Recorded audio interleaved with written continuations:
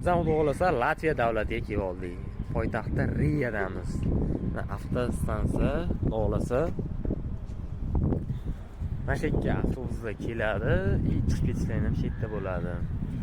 Bo'ldi mana yo'l.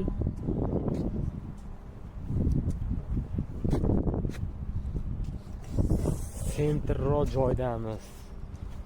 Hozir avtostansiya ichini ham ko'rsatamiz.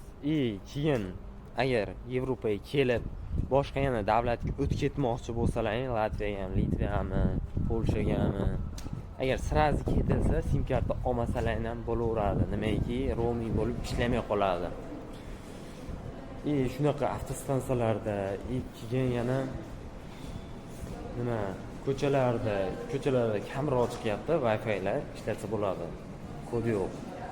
Keyin обязательно avtostansiya, keyin samolyot, aeroportlarda 100% nima Wi-Fi'lar bor. Bemalol ulanib, videolarga aloqaga chiqsalar ham bo'ladi.